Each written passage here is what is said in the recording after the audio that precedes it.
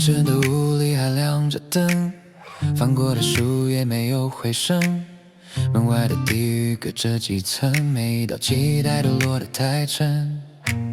窗沿的杯水早已变冷，日历把明天排得陌生。我望着天花板反复确认，是不是走得太慢就不值得等。你没有追问我为何失神，只把椅子拉近几分，陪我听完城市最深的寂静，说累了也可以暂时不出声。你没有说天一定会亮，只陪我坐到窗外反光，没有替我推开所有的风浪，却让沉默不再那么空旷。原来曙光不是遥远的奖赏，是有人知道我泪还留在身旁。当清晨越过这一面纠缠，我忽然想再走一步，走向天光。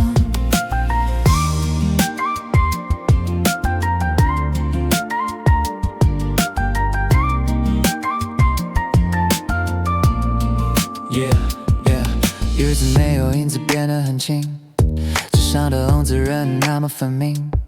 人群把早晨推得太急，我也偶尔推回熟悉的阴影。可当那句慢慢的再次响起，紧绷的呼吸终于有了空隙。我开始把走错的每一步看成还没抵达，而不是来不及。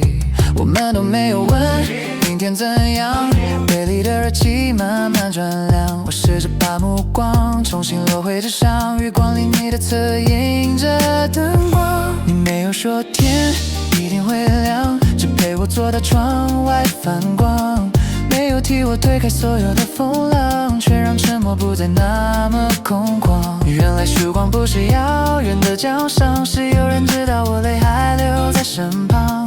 当清晨越过这一面旧墙，我忽然想再走一步，走向天光。天色沿着窗框一层层亮，我把散落的纸重新叠放，笔尖停在空白页的中央，第一个字落下，街上有了声响。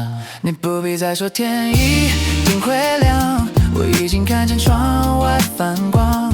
那些没有答案漫长的晚上，因为你在不在只剩空旷，未干的墨迹留在纸上，趁风筝穿过半掩的窗。当清晨越过这一面旧墙，这一次我推开门走进天光。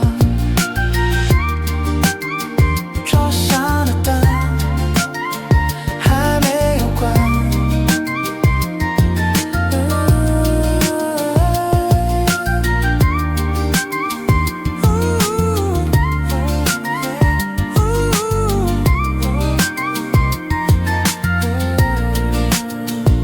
桌上的灯还没有关，你靠着椅背睡得很安，我替你把外套轻轻披上，窗外的街正慢慢变亮。